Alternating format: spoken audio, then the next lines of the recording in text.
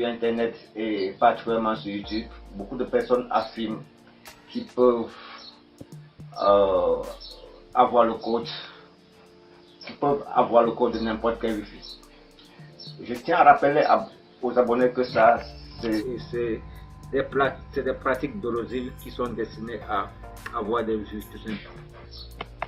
Nous savons tous que de nos jours, tous les box que vous avez à la maison et dans les entreprises utilisent soit le protocole WPA2 ou alors WPA3. Ces protocoles sont réputés les plus fiables au monde, puisqu'il est impossible d'avoir accès au référentiel de mot de passe.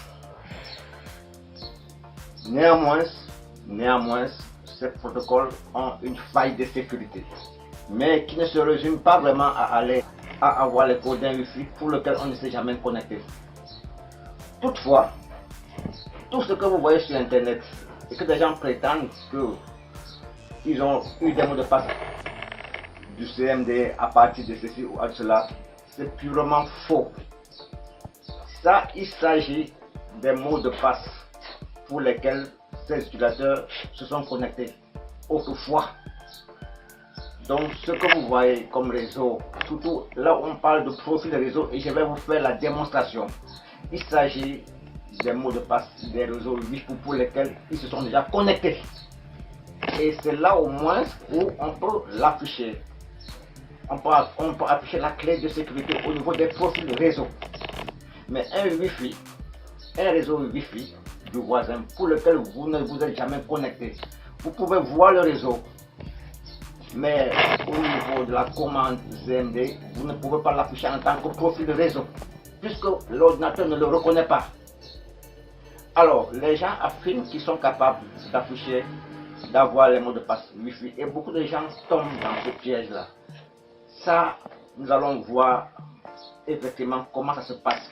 Il s'agit, je le répète, et au risque de me répéter, c'est des réseaux pour lesquels cet utilisateur s'est déjà connecté dans le passé. Mais pour des réseaux pour lesquels il ne s'est jamais connecté, il est impossible avec le protocole WPA2 et WPA3, qui, pour ma part, a des failles de sécurité, mais pas à ce niveau. Les failles de sécurité, c'est que pour ces protocoles-là, entre une connexion, entre un point d'accès et un ordinateur, vous pouvez intercepter les paquets, vous pouvez lire le graphique et vous pouvez envoyer des faux codes ou des codes de malware. Et là, cette faille de sécurité, tous les spécialistes vous le diront, ne sont pas corrigés à l'heure où je vous parle. Et cela dépend du type d'appareil que vous utilisez. Mais si vous êtes dans une maison ou bien un réseau domestique ou bien de bureau et que vous n'avez pas vraiment grand chose à pouvoir craindre, soyez tranquille, personne ne viendra vous chercher noir parce que vous n'êtes pas intéressant. Donc c'est des gens qui ont tendance, quand il y a un intérêt financier certain, alors là, vous devez prendre des dispositions pour avoir de bons appareils et avoir vraiment quelqu'un qui s'occupe de la sécurité de votre réseau. Je voulais faire cette vidéo parce qu'il y a longtemps je vois toutes ces vidéos-là, les vidéos mensongères qui sont sur YouTube. J'ai décidé de m'attaquer à ce type de vidéos. On va les démonter une à une et montrer que ces gens-là passent le temps à se moquer des abonnés pour pouvoir glaner des vues. Et ça se passe comme ça, puisque YouTube n'a aucun moyen de contrôle. Il ne peut pas tout contrôler. Cette mise à point-là, je tenais à le faire, surtout pour mes abonnés. Si vous êtes novice, si vous êtes débutant en informatique et que vous voulez, dans un très laps de temps, avoir la prise en main de votre ordinateur, alors vous devez vous abonner à cette chaîne. Surtout, vous devez, quand vous vous abonnez, toucher à la clochette de notification qui vous permettra d'être informé des prochaines vidéos futures. Et ça, c'est sans engagement de votre part.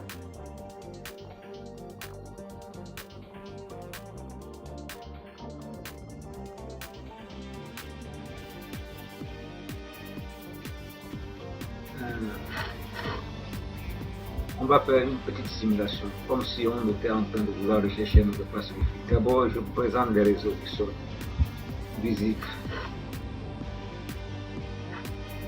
Alors, en cliquant sur ce bouton, voilà, ces réseaux pour le moment sont disponibles. Enfin, ils ne sont pas disponibles mais sont visibles. Il s'agit en fait des réseaux pour lesquels je me suis connecté dans le passé. Ces réseaux sont des réseaux pour lesquels je me suis connecté. À l'exception de ce réseau-là, et celui-ci de l'iBox, Fibre. Je ne me suis jamais connecté là-bas. Je ne connais même pas le propriétaire. Alors nous allons voir si ce réseau va apparaître au niveau des profils de réseau. Je vous rappelle qu'on va taper un certain nombre de commandes. Nous allons taper, comme je disais tantôt, un certain nombre de commandes, environ 5 ou 6 commandes. Donc la première commande c'est net, NETSH.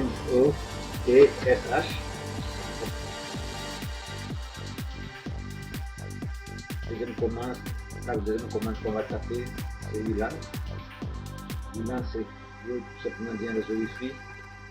Alors la troisième commande c'est Show Network. Show espace network. Et la quatrième commande, on va reprendre la troisième commande, donc en mettant Show Network au pluriel, espace, et on met mode égale SSID. Ça, ce sera pour la quatrième commande. Et la commande qui permet d'afficher des profils qui sont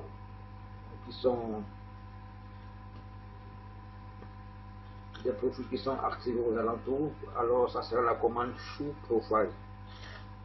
Et on verra bien si effectivement on va voir ce réseau-là. Il s'agit de ce réseau l'iBox là. Je viens ici et je vais taper CMD.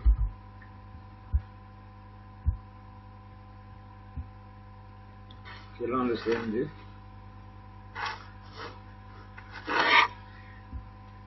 D'abord, je vais changer la couleur du texte pour permettre aux utilisateurs de voir bien ce que je suis en train de faire.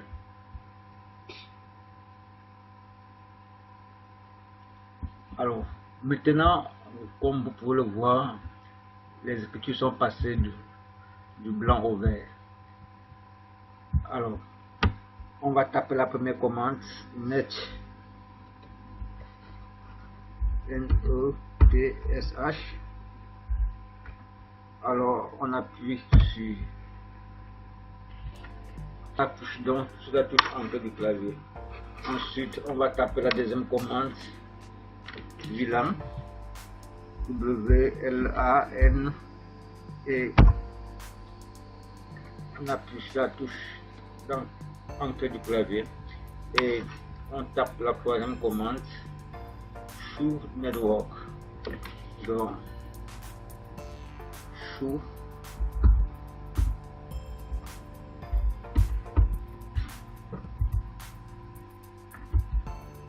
Network. La troisième commande et on appuie sur Entrée. Alors comme vous pouvez le voir, c'est les réseaux qui sont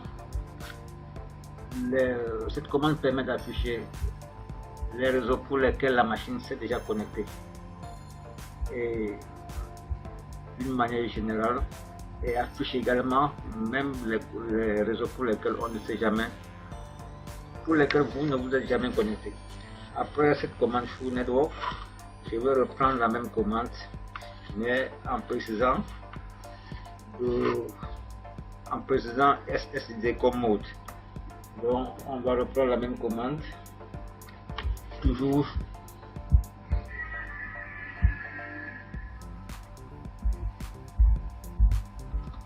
Show Network, espace, on met mode égal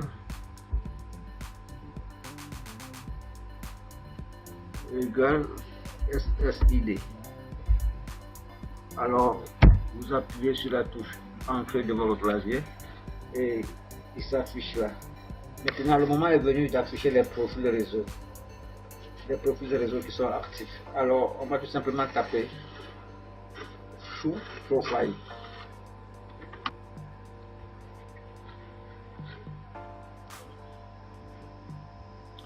Alors, comme vous pouvez le voir, regardez ce que les réseaux qui sont listés en profil.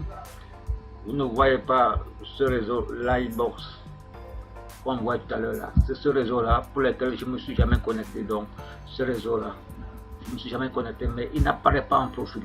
Alors, comme seulement pour vous faire comprendre que tout ce que vous voyez apparaître en profil, c'est des réseaux pour lesquels je me suis déjà connecté dans le passé.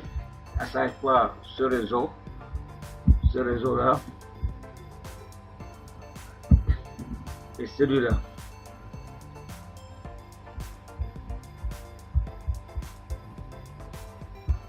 Donc, comme vous pouvez le voir, c'est les deux réseaux qui apparaissent en profil et pour lesquels on peut afficher la clé de sécurité.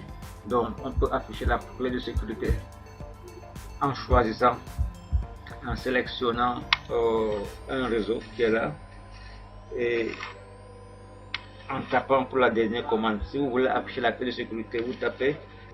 Si vous voulez afficher la clé de sécurité de chacun des réseaux ici, vous tapez Show Profile, espace name est égal à, vous ouvrez les guillemets, vous mettez le nom du réseau et vous fermez les guillemets et vous tapez espace et vous mettez key est égal à clear, C-L-E-A-R, et vous appuyez sur la touche entrée. Mais l'instant n'est pas à ce jour-là, parce que je voulais tout simplement vous démontrer que tout ce que vous voyez sur internet, on vous fait comprendre qu'avec le CMD on peut afficher la clé de sécurité des réseaux pour lesquels on ne s'est jamais connecté.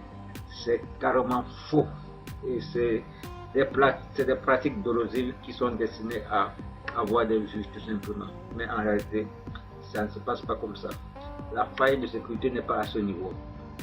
Comme je vous ai dit tantôt, les modems ont une faille de sécurité mais qui ne se trouve pas à ce niveau-là.